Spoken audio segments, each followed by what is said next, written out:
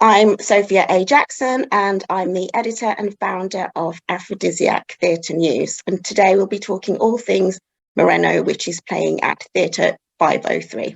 And today I'm joined by... My name is Pravin Wilkins. I'm the playwright. I'm from the United States, currently living in Pittsburgh. I'm also a poet and an educator, and I'm really happy to be here. Thanks for having me. Hi, I'm Medina, and I'm the director. I'm originally from Brooklyn, New York, but I've been living here in the UK for 14 years. So yes, I'm a freelance theater director, but I'm also co-artistic director of a drama school called the Bristol School of Acting. Oh, amazing. So what we like to do is start off with just a few random theatre related questions, which I'll throw at you both, and then we'll get into more specific questions about Moreno. So tomorrow's press night. Who would you both choose as a dream guest, dead or alive? Kaepernick, man. What are you talking about? Oh my God. Kaepernick. We're Common. Common would be cool. That would be cool. He is referenced in the play. Yeah. Exactly. Yeah, I mean, you see it. You see, I got the jersey right now. So, yeah, I mean, he would obviously be the dream guest. If he were just to pop in, I would be like, ah. If you got any connections, Sophia, just let him know. Let him know. Send him a tweet. I'll just scroll through my phone. And what is your proudest theatre moment to date? Ooh. Nancy first. She got more to choose from. Yeah, that's really hard, Sophia. Like every production I work on brings me so much pride.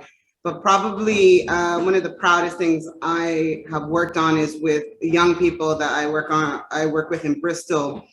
About 3 years ago, we took 25 of my young people to work with unaccompanied refugee minors in Athens in Greece.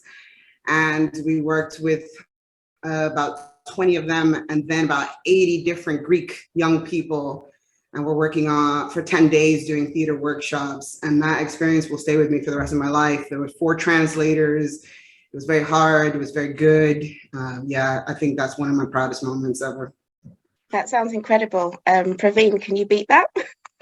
Well, the most obvious answer for me is this play. I mean, it's first world premiere. It's incredible to see everything come together. This team is just truly amazing, and to see like the talents and the skills that everybody's brought to bear on this project, and the way that my vision for this has just been so enhanced and fulfilled by everything everyone's bringing. But I would also say that when I was in Pittsburgh, I'm going back to Pittsburgh eventually, but I worked at a youth center, and we worked with kids on a Shakespeare monologue contest. The place was called Dragon's Den, and a couple of our kids last year got finalist status and honorable mentions for their performances. And so for some of these kids, it was like the first time that they had really been introduced to theater, and so that was definitely a very proud moment as well. That's pretty impressive. And finally, of my quick fire questions, who's your favorite playwright of all time?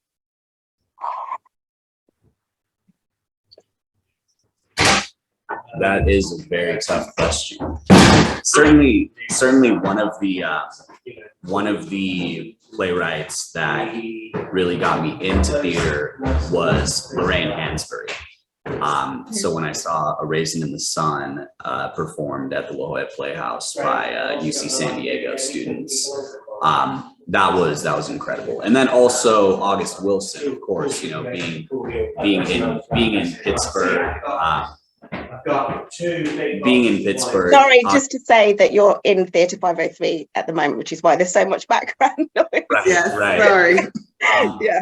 But yeah, so August Wilson, writes plays that are centered in Pittsburgh, and so living out there now, I've read a few of his works, Gem of the Ocean, and he's certainly one of my favorite playwrights as well. Yeah. And Nancy? Sorry. Hard question, Sophia. I'm going to be diplomatic and say Pravin Wilkins is my favorite playwright of the moment. That's what I'm going to go with. There we are. Excellent. Right. So Pravin, congratulations on winning the International Playwriting Award How are you feeling about tomorrow's opening night? I'm feeling great. I mean, it's just got more and more crisp every day that we've done a preview. Another beautiful thing about being a playwright is that when the show happens, I get to sit down and watch it. Yeah. Right?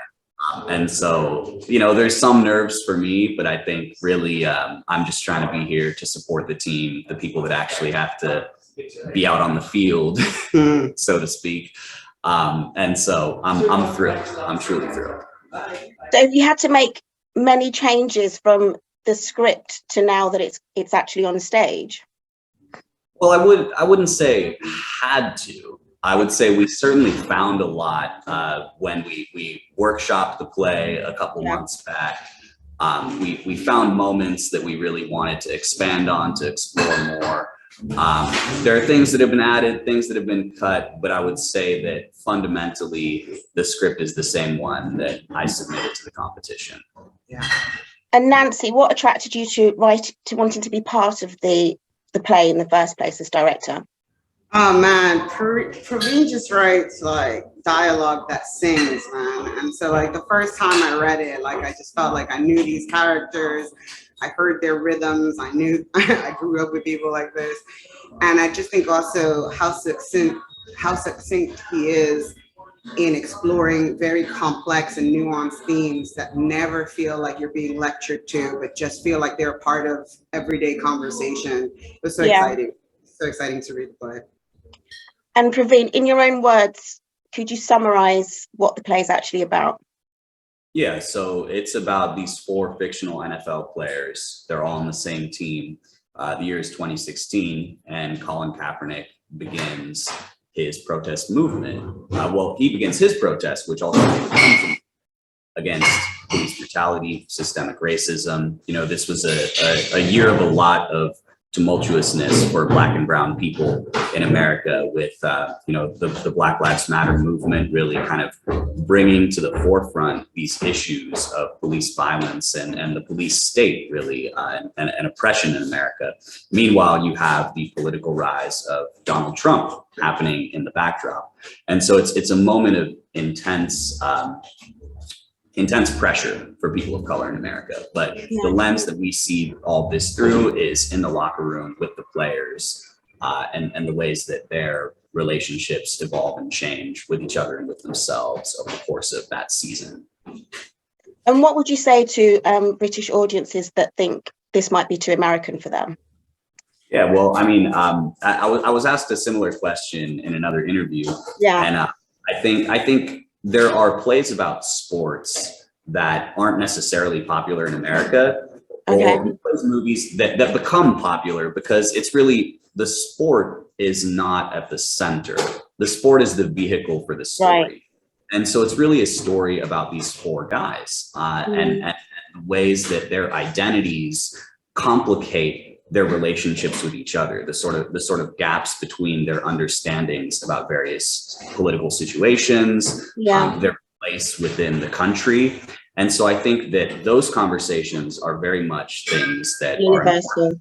Important, like you said, universal. And so for people who might be worried, like, I'm not that into American football. Yeah, you might miss a line here or there that's about like the way a specific play, happens on the field, but that's really not the center of the story. And so I don't think British audiences should be concerned about, oh my gosh, I'm not going to get it. You'll get it. And Nancy, as director, how have you made your mark on the play? I think the thing that probably, I think all my plays are very different. But I think that what's always central to each production is that I'm always aiming to get truth and authentic performances out of actors. So I think that you'll really feel them embody their characters completely. They're so authentic with, how they've approached the text. And it will feel visceral, it will feel very visceral the way that you hear them talk about the things that concern them within the play. I guess that's sort of how I've left the mark, is obviously to always create a really safe environment so that actors can do the best work that they can. And I'd be quite interested to know how, what parts of the play are relatable to you personally. Okay, so it's really interesting because one, obviously there's the politics and there's the activism, and that is another through line through all my work. There's always activism within my work. But the other thing is that I've been really looking at my career, and especially like the last 10 years, and the majority of stuff I've done has been heavy male casts. Right. And I think somewhere in the subconscious, like I'm raising 2 boys, and I am infinitely interested in how we raise boys, how we talk about masculinity, how it is not always about toxic masculinity, and how we can actually embrace men for who they can be, not just the way that society makes them be. So for me, I mean, I've got 4 men. It's been wrangling men this whole wrangling lots of energetic men like the last few weeks, but it's been such a joy because we get to see them, you know, be unapologetic in their physical prowess, but also see moments of tenderness and vulnerability, and that is the real true scope of a human being, you know, not just a one-dimensional man. So that's one of the things that I've really enjoyed working on. And what about you, Pravin? How do you relate to the play? Oh gosh. Well, I mean, so many levels. I played football as a kid, and so for me, you know, when Cap started protesting, the thing that I really thought deeply about was like what was going on through everybody's head who joined him, because this, you know, this started after I had stopped playing football, but. You know, I have close bonds with a lot of the guys that I played with. And so this became a big point of conversation among, you know, people that I went to high school with. And so I think for me, I was thinking like, I have my own perspectives on the whole situation, you know, but I think for me, the way that I really connect to the play is like the locker room is a very space to me.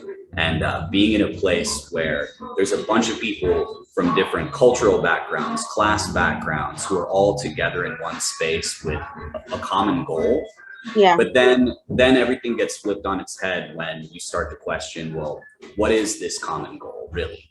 And do we share common goals outside of winning games? I think those are some of the big ways that I connect to this world. Thank you. And finally, for you both, why should people come and see Moreno? Well, I'm gonna start off by just saying, like, as much as the activism and politics are at the center of this play, it's a fun play, right? There are moments of humor and fun that are balanced with the deeper issues at the heart of it. And so, you know, it's the kind of play that you can come and you can really like enjoy watching and still walk away thinking about so much.